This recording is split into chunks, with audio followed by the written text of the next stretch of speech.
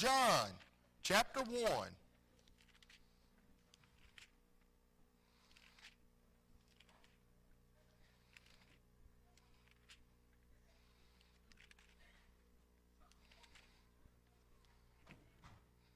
Is where our message is going to be coming from tonight.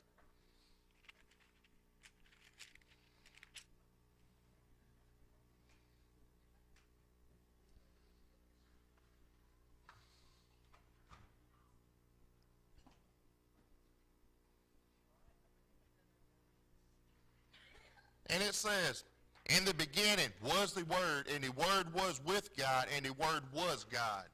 God's Word for God's people.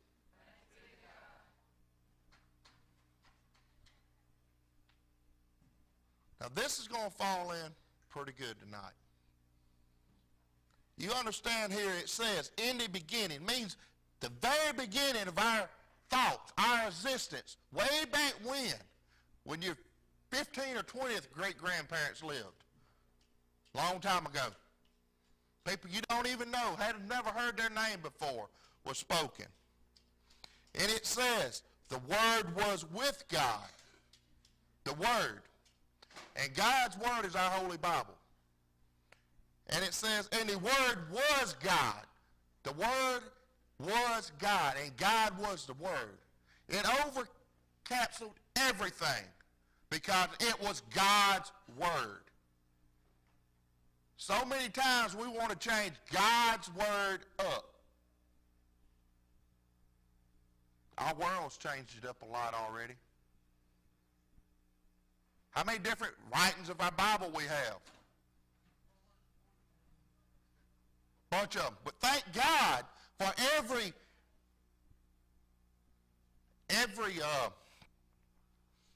human being able to read God's Word in their own language. So there's something about God's Word if it's important for the whole world to be able to know it. Not just the ones that's supposed to know it, but all can have God's Word freely and openly. We got people that go around called Gideons to place God's Word. You go in a doctor's office, you get back in your little room waiting on the doctor, what do you see normally in that room? A Gideon whole Bible. You go to a hotel room, you open up a drawer in that room. If it's somebody hadn't already took it, what do you see? A Bible. Hospitals too. And you know, in the beginning was the Word. And the Word was God. Now in verse 2, in the same was in the beginning was God.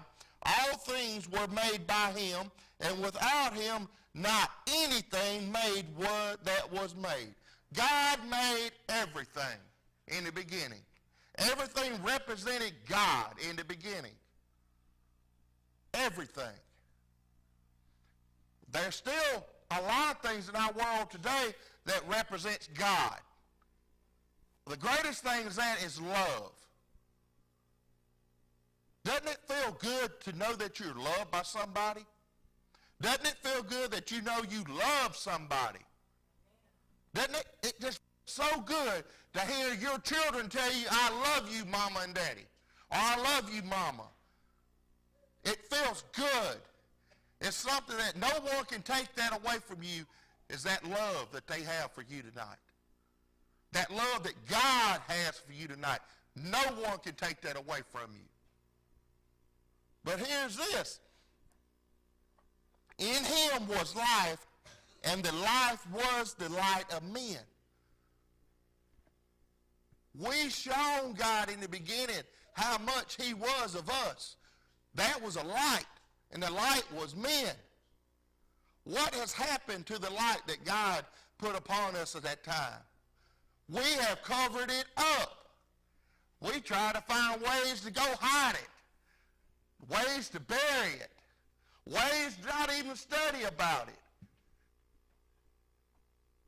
it. In your memories growing up, you think of this one thing. Who was the most God-fearing man in your life? And we all have different ones. But there's somebody that knew the Lord in your life growing up.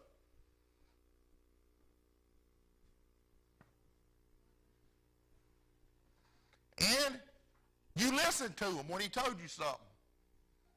Now, let's go a little deeper because, you know, there's a lot of times there's not many men in a lot of these children's lives. It's more women. What about that God-fearing mother or that God-fearing aunt, that God-fearing grandma? What did she believe in? God. She believed in God. What did she hold true to in her life? God, because she held true to that Bible. She kept that Bible. She believed in that Bible. She went to that Bible and prayed many, many times. I can remember seeing my grandma and my great-grandmas praying to God with that Bible open. I didn't think much about it as a kid. Not much about it at all. But as we get older, we start realizing things.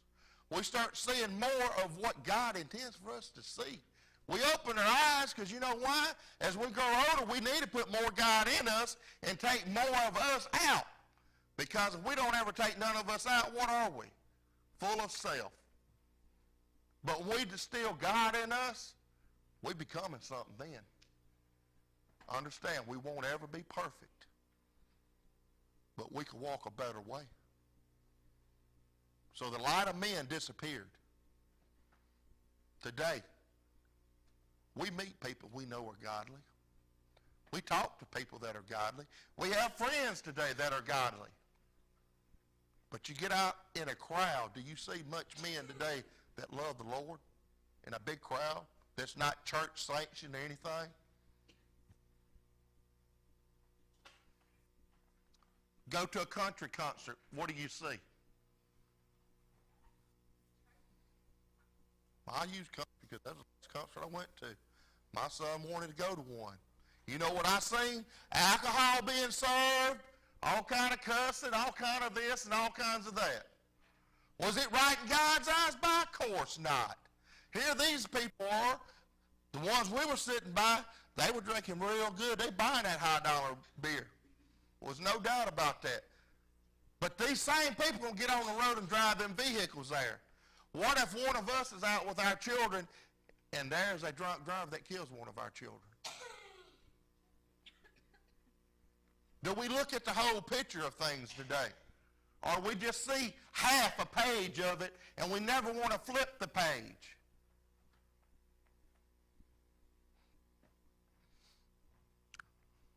Turn the page. How many pages does your life contain? How many pages does your life contain today? Is it just one? Or do you have a whole book? Most of us that's live in this world today, we probably got a whole thick book, or like a school book. One of them kind we hate to tote around with us because it's heavy. Some of it even burdens us, that things that we may have done in the past, because we didn't have God's light in us. That we know one day we will have to answer for it. Yes, we don't ask God to forgive us for it, but we will have to speak for it one day. And it says in verse 5, and the light shineth in darkness, and the darkness comprehended it not. There was a man sent from God whose name was John.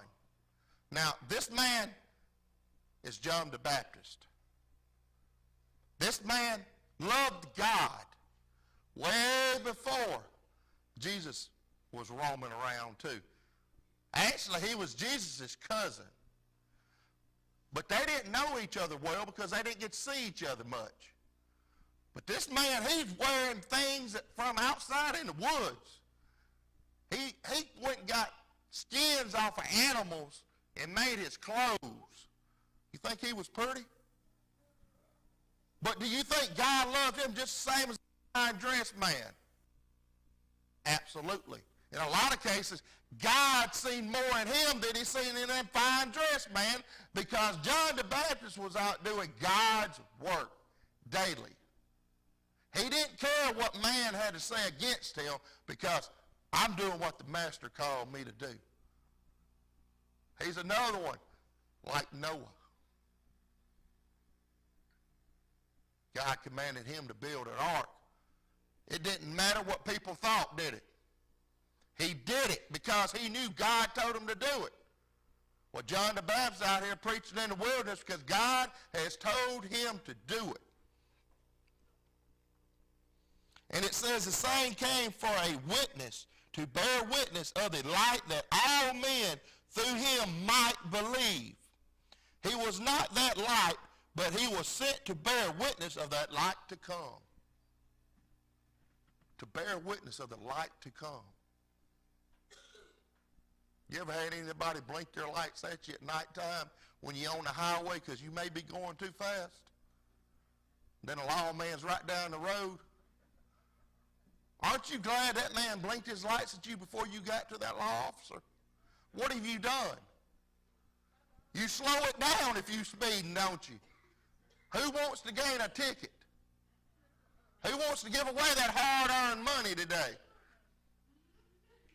But we get our minds focused on what we're doing, and next thing you know, we may be 5, 10 miles over the speed limit without thinking about it, paying attention to it. But it was that light that saved you from getting that ticket. That is very similar to God's light right there. That light is what's going to save you from going to hell today. Have you got your life right? Are we where we need to be? Or we got a plan to get to where we need to be? Does that plan involve God today? Because God's plan involved John the Baptist in it before Jesus came. He was a forerunner teaching and telling everybody about God, what was to come. And it says in verse 9, that was a true light which lighteth every man that cometh into the world. He was in the world, and the world was made by him, and the world knew him not. How long ago has this been? Almost 2,000 years ago, and the world knew him not. Well, about 2,000 years later, does the world know him anymore? Or does the world know him less? So what's important today? Things of this world or God? Man, it's nice to have them new things. Oh, it is. I'm going to give a fine example of something. We got a man makes pretty good money. He can work 5 days a week, or he can work 7 days a week. He can live off what 5 days pays him. That way he can have time to spend with family, go to church on Sunday. Or he can work 7 days and have that big check every week and buy what he about wants to. What does man normally do? Oh, let me go buy what I can. Let me buy this for my wife, buy this for my children. Just let me go. There it is. What suffered in that? The whole family. Because we put things before God. Yeah, money helps. It ain't no doubt about that. But you know what? At the end of the week, and you hadn't spoke 2 or 3 words to your children, because you've been so tired up working them 12 to 15 hours a day, they get to where they don't even know you. You just somebody that comes in and takes a shower and lays down and back up again. What kind of family can exist with that? And the next thing is, they're not taking their family to church. The mother hopefully is, but oh, it's so good that we just get up and go shopping on Sundays too, Saturdays and Sundays. Has the man accomplished anything by working all them hours? Wouldn't he been better off with his 5 days to do what they need to make it and spend time with his children, his wife, his friends, and go to church on Sunday and get a little rest? Well, that man's going to break down eventually. Too many hours are going to take a toll on him. He ain't resting. His body's going to fall apart eventually. And when it falls apart, it don't matter how much money you got. It's God then that's looking at you that can pull you through it all. But if you haven't paid your dues to God, you know where you got a ticket to? Hell. And let me tell you a little bit about hell. What's the worst thing? One child tell me this. that has ever happened to them. Maybe something broke. Maybe you stubbed your toe. Tell me. Having surgery. Did it hurt? Did it hurt after the surgery more? Okay. That pain was bad, wasn't it? Well, let me tell you about hell. Imagine 100 times worse than that was. That's hell. It's worse than any pain you ever felt here on earth. That's why it's important to do what God calls you to do. It's important to live your life that glorifies God. Doing things of the world will put you in hell because you forget who God is when that time comes. Lust of the flesh is a deeply sin today. It's a sin today that encases every human being. And that lust of the flesh is a big thing. Everybody falls in the guilty bin of it a lot of times. It's only the true man that God put his light in says that, no, it cannot have me tonight. No, it cannot have me today. Let me do what I got to do to live in this world today. And let me go home and see my family and give God all the grace and the glory for what he's done for me today. Because he allowed you to get up and go to work. He allowed you to have the air that's filling your lungs today. He allowed you to have everything. You may not have all your wants, but all your needs, if you believe in the Lord, can and will be provided somehow, some way. But hell is that bad. All these people that's running around shooting one another, selling dope, doing deals, cheating, doing this and that. Do you think they worried about hell? But you know what? If they don't get their lives right before their time comes, that's where they're going. Who's been burnt before? Does a burn hurt?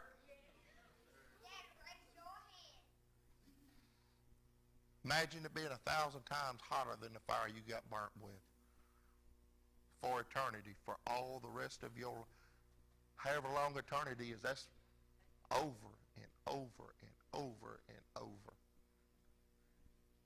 Y'all want to be there? Let me tell you about heaven. God lights it up.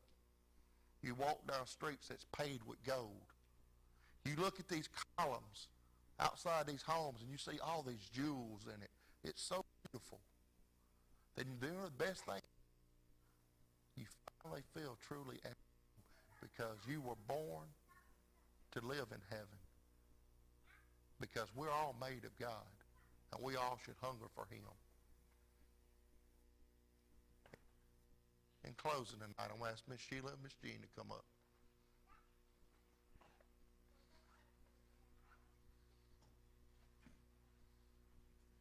Do we truly want to go to heaven? We better work on it, huh? We better do what them teachers and our parents tell us. Because hell's terrible. And there ain't no getting out of hell. No getting out of it.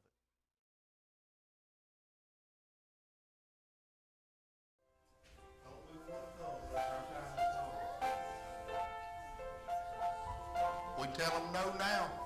That time to come may not be offered at that time. We may be told, depart from me, you worker of iniquity, for I never knew you. That's that second death. And that's going to be terrible. Brother Dwayne, would you close us out, please, sir?